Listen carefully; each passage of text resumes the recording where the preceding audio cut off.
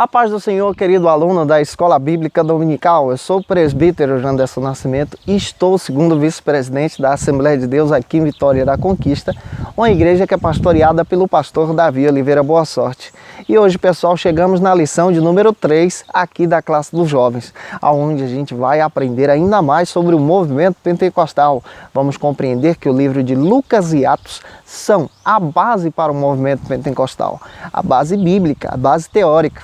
E eu acredito que Deus em Cristo vai te abençoar poderosamente em nome do Senhor Jesus. Então vamos que vamos? Vamos aprender um pouco mais da palavra de Deus em nome de Jesus?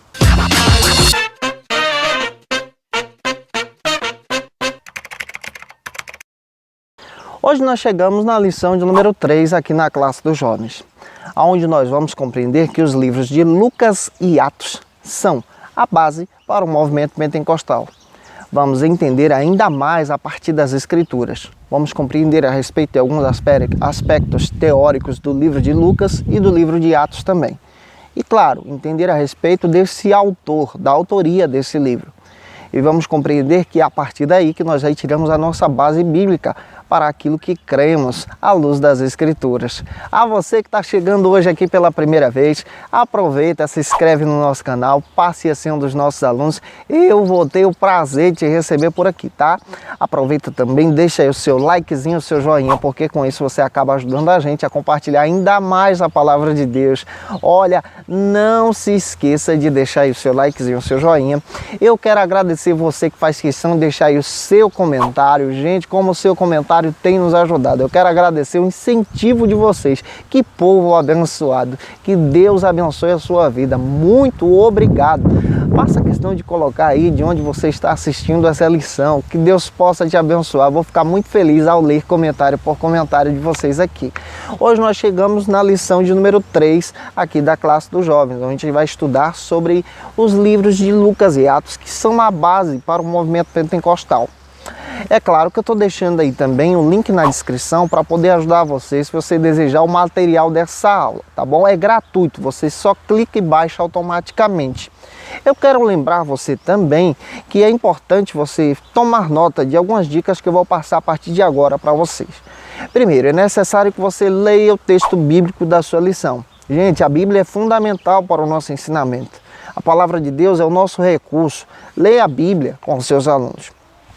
Não se esqueça que a sua lição possui dois recursos.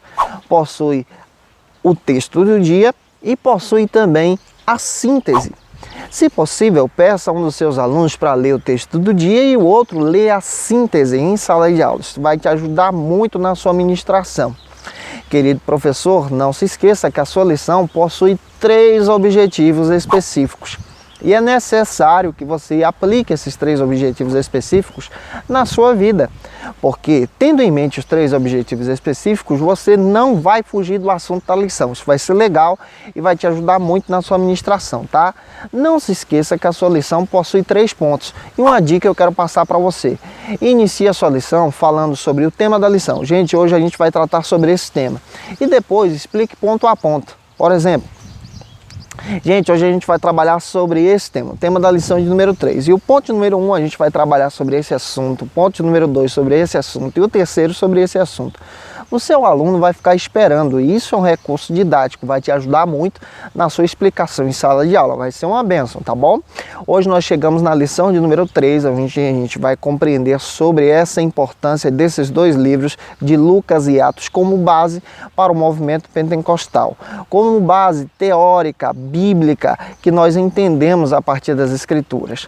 E vamos observar isso à luz da palavra de Deus.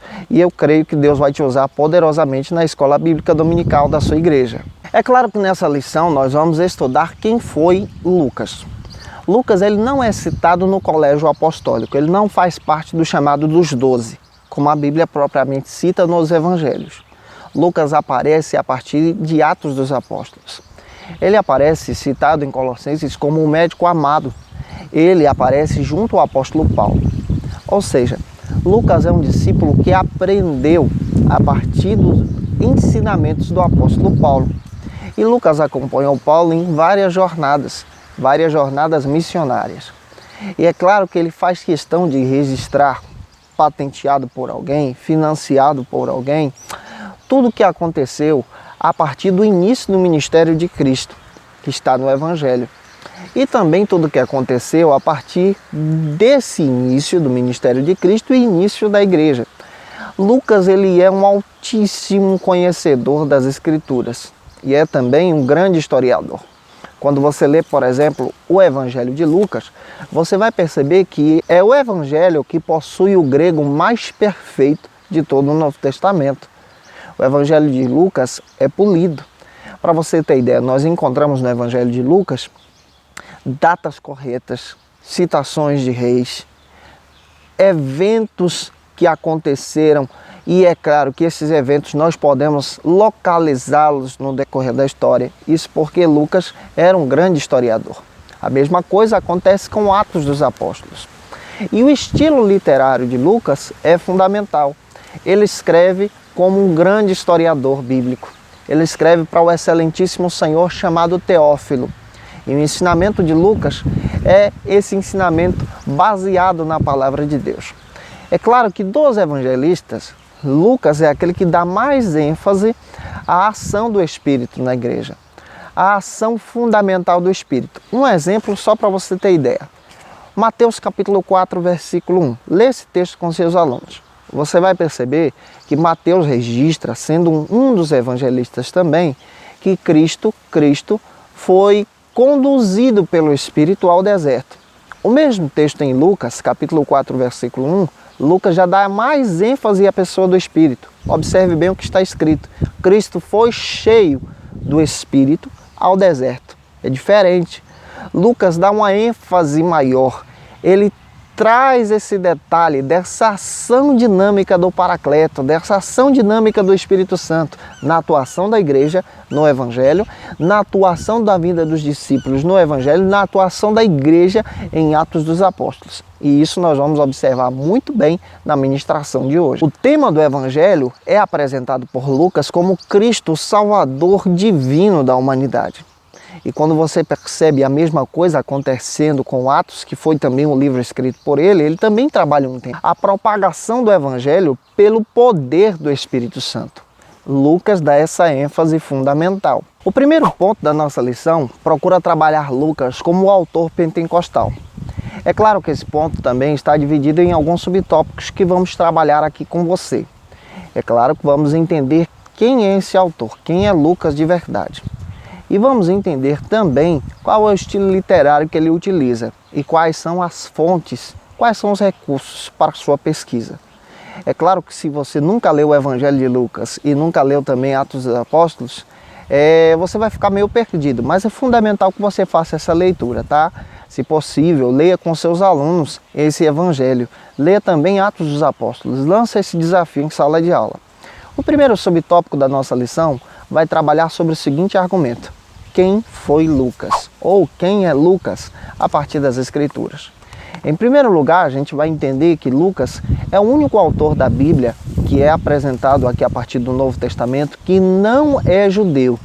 Lucas é grego, é de nacionalidade gentílica e é um discípulo amado que serve a Deus. Lucas é citado e apelidado pela Bíblia como um médico amado pelo próprio apóstolo Paulo. Lucas aprendeu das Escrituras a partir dos ensinamentos bíblicos que Paulo lhe orientou. Lucas é citado pelas Escrituras como um cooperador da obra de Deus. Textos que foram escritos por Paulo citam ele. Primeiro está em Filipenses. Lucas é citado como um médico amado. Lá em Colossenses ele é citado como cooperador da obra de Deus. E também na segunda epístola específica, a segunda epístola a Timóteo, você vê a citação de Paulo dizendo que somente Lucas estava com ele. Lucas praticamente é um grande cooperador da obra de Deus, mesmo não sendo judeu.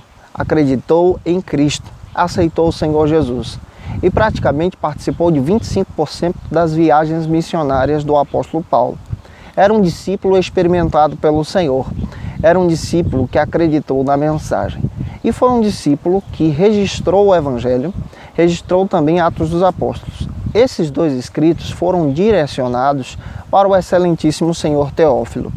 Nós não temos muitos recursos sobre a citação de quem foi Teófilo, mas muitas pessoas acreditam que ele possivelmente era alguém de alta patente romana, que se converteu ao cristianismo, que estava interessado em conhecer a respeito dos aspectos de quem foi Cristo, qual era a obra da igreja, e Lucas, obviamente, registrou isso. Há uma grande possibilidade de que Teófilo tenha patenteado esses escritos. Lucas, então, registra esse evangelho, registra também Atos dos Apóstolos e direciona a Teófilo e possivelmente alguns irmãos em Cristo, gregos, que queriam conhecer a respeito de Cristo. É por isso que o evangelho em si possui grandes detalhes, possui datações, possui citações de locais específicos que são encontrados a partir da arqueologia, que são também citados até hoje. Lucas faz questão de registrar isso muito bem. Isso quer dizer que esse evangelho também possui uma veracidade fundamental, porque foi registrado por alguém compromissado. Se possível, leia com seus alunos Atos capítulo 1, versículo 1 ao 4, Lucas capítulo 1, versículo 1 ao 4, e compare esses dois textos. Ele está escrevendo ao excelentíssimo senhor Teófilo. Alguns historiadores acreditam que Lucas possa ter morrido aproximadamente com 80 anos de idade. E também é necessário a gente ter em mente que Atos dos Apóstolos não tem um final. E há um registro que o próprio Lucas estava acompanhando Paulo naqueles naufrágios. Lucas estava com ele. Lucas é um discípulo, é um amigo, é um servo do Senhor. É alguém que é fiel a Deus e também fiel à sua liderança. Lucas possui um perfil fundamental no crescimento da obra do Senhor. O segundo subtópico procura trabalhar sobre o seguinte argumento: a produção literária de Lucas, a produção literária desse homem de Deus. É claro que se estudarmos o texto bíblico em si, você percebe que Lucas possui o grego primordial do Novo Testamento, tanto ele como também Hebreus. É o melhor grego koiné que encontramos registrado nas Escrituras, escrito com precisão, possuindo ali datações, possuindo recursos que encontramos. Lucas descreve aspectos da vida de Jesus que são fundamentais, descreve também aspectos do início da igreja que são fundamentais para o nosso crescimento, para a nossa vida espiritual, para o nosso amadurecimento cristão. Por exemplo, você percebe Lucas citando a respeito da sogra de Pedro. Você percebe Lucas citando a respeito de milagres específicos. Você percebe Lucas também dando uma ênfase às parábolas de Cristo. Você percebe Lucas descrevendo argumentos que são fundamentais. Lucas, cronologicamente falando, é o terceiro evangelho a ser escrito. O primeiro é o evangelho de Marcos, o segundo é o evangelho de Mateus e o terceiro é o evangelho de Lucas.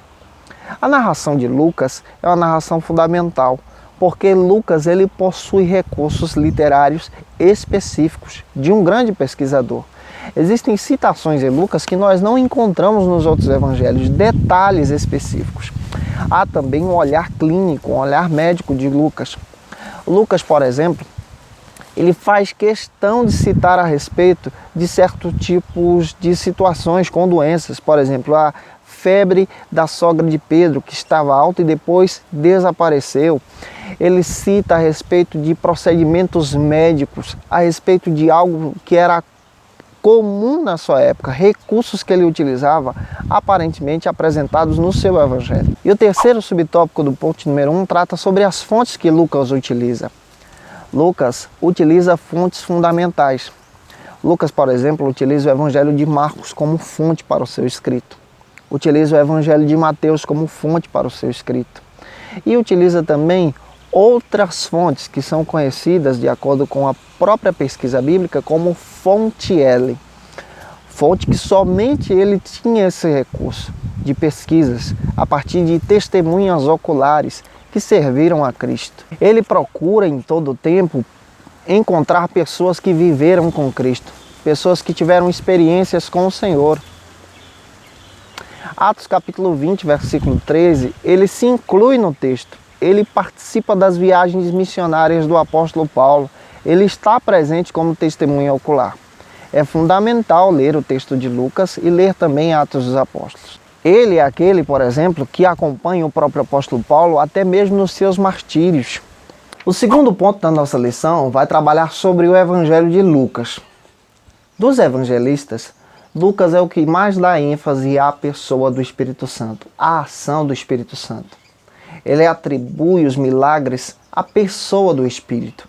Ele atribui a ação de Cristo, fundamentada, baseada, unida à ação do Espírito Santo. Você vai perceber isso nas páginas dos Evangelhos. Você vai perceber isso também em Atos dos Apóstolos. Vamos observar isso subtópico a subtópico, de uma maneira que a gente possa explicar para você em sala de aula. O primeiro subtópico trabalha sobre o seguinte argumento: um livro que prima a oração.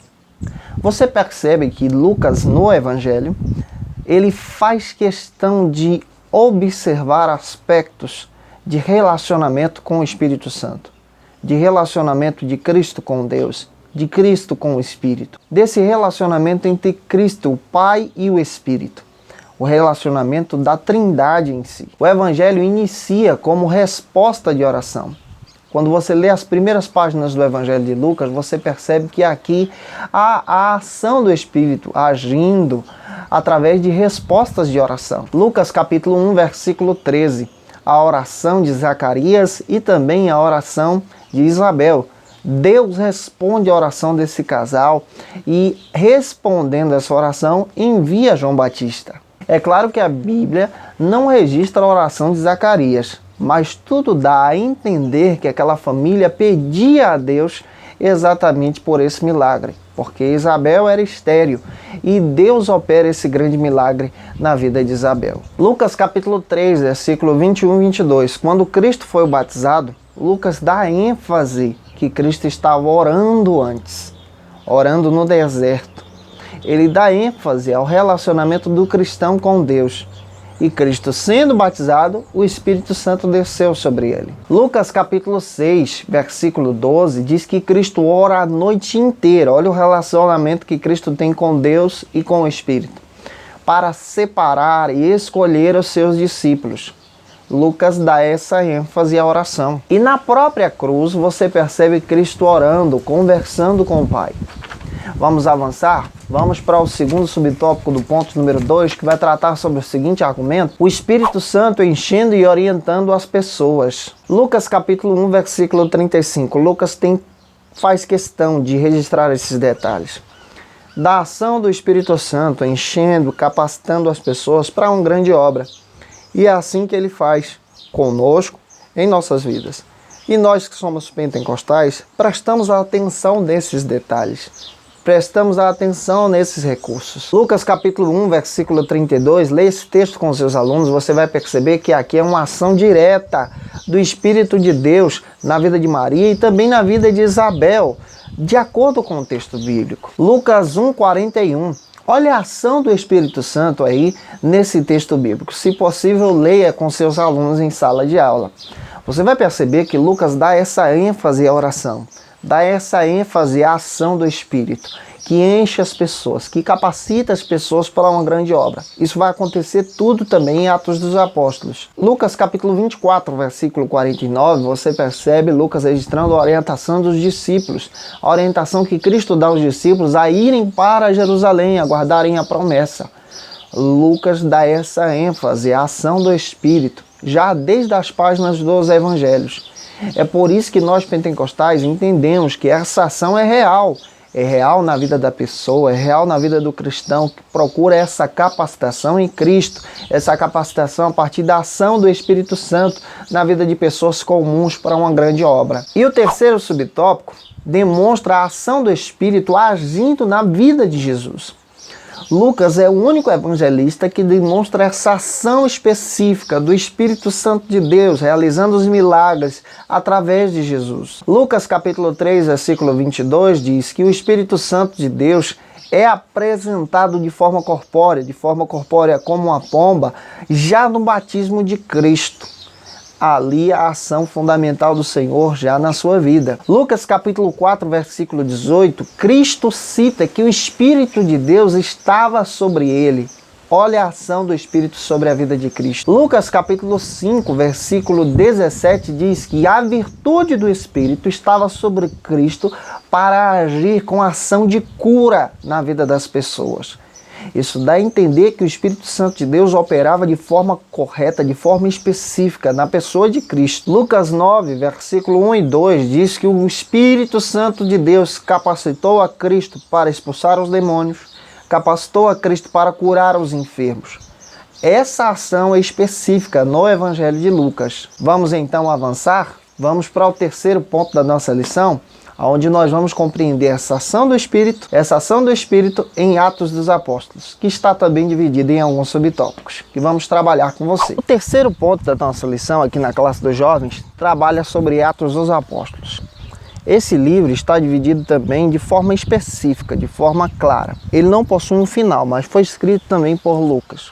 E você percebe que é uma participação de Lucas também nas viagens missionárias do apóstolo Paulo.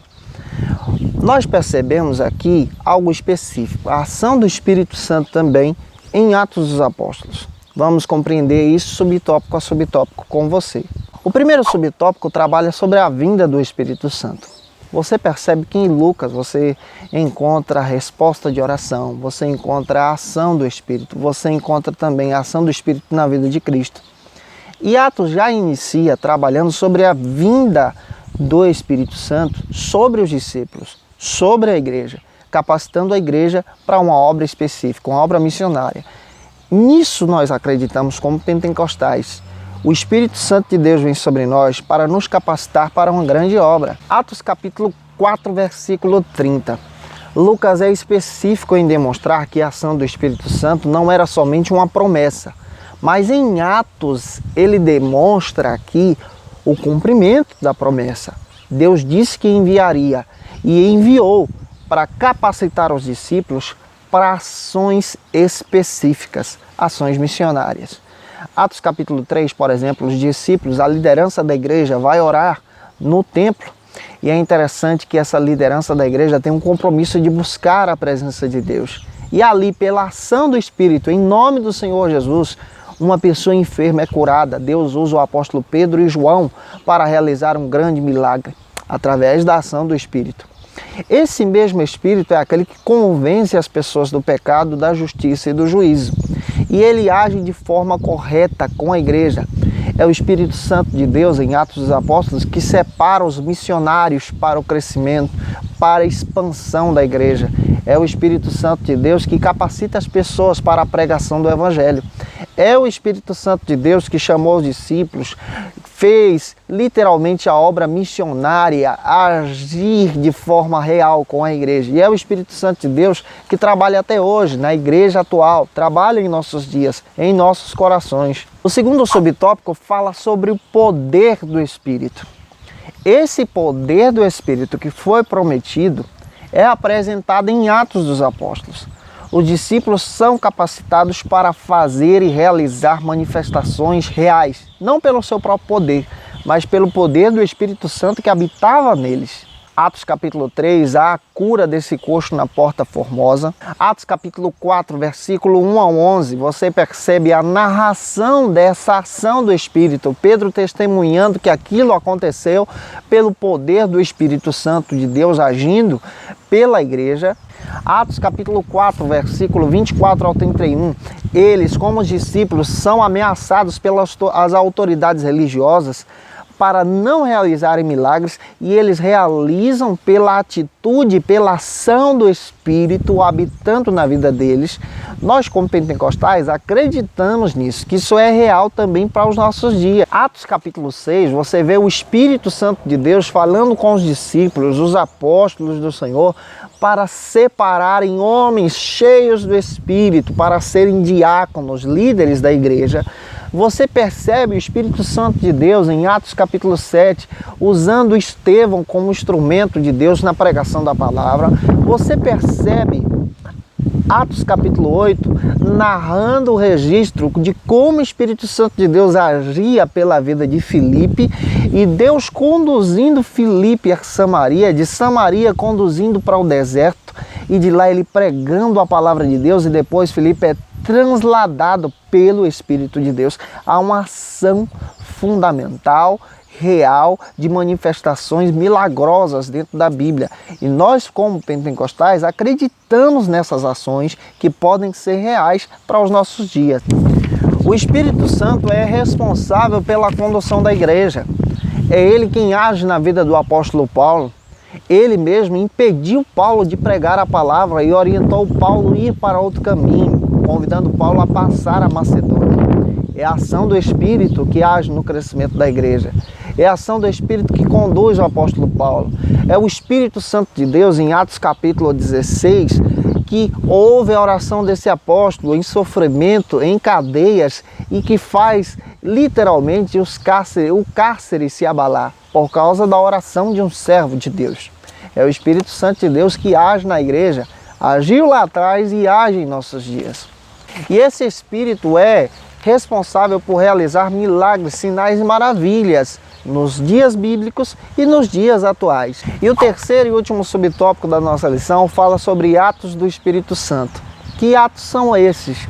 Para que possamos compreender a respeito desse argumento bíblico que estamos estudando. O Espírito Santo é que conduz a igreja. O Espírito Santo é que conduz a noiva do Cordeiro. O Espírito Santo é que capacita os discípulos, que capacita a mim, que capacita você como pentecostal. Nós acreditamos nessa doutrina. Você vê ela presente em Lucas, você vê ela presente em Atos dos Apóstolos. Em Atos, você percebe que é o Espírito Santo que abre a porta para a pregação do Evangelho, usando a vida de Pedro em Atos capítulo 10. Você percebe que é o Espírito Santo de Deus que separa os discípulos para pregarem a mensagem de Deus até os confins da terra, Paulo e Barnabé. Você percebe que é o Espírito Santo de Deus que separa lideranças, que é o Espírito Santo de Deus que separa os servos. E nós, que acreditamos no movimento pentecostal, que acreditamos na ação do Espírito, nós cremos nas evidências espirituais que a própria Bíblia registra. Em Atos nós encontramos citações de dons espirituais, como milagres, as línguas espirituais, e nós cremos nisso. Interpretação, manifestações espirituais, tudo isso está registrado nas Escrituras a partir da ação do Espírito Santo que Lucas percebe e escreve.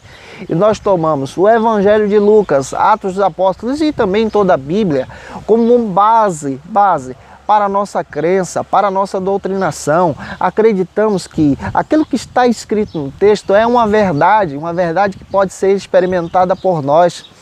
E é claro que essa verdade não é algo somente moderno, mas é algo que foi apresentado em toda a história, em movimentos avivalistas, em homens de Deus que creram na presença e na ação do Espírito Santo, na pregação, na ministração do Evangelho, nas curas e nos milagres. Eu espero que Deus em Cristo use você na escola bíblica dominical. Gente, eu te aguardo por aqui, tá? Estou comentando a lição dos adultos, dos jovens e dos adolescentes. Um grande abraço, a paz do Senhor Jesus e até a próxima aula para a glória de Deus. Tchau, tchau.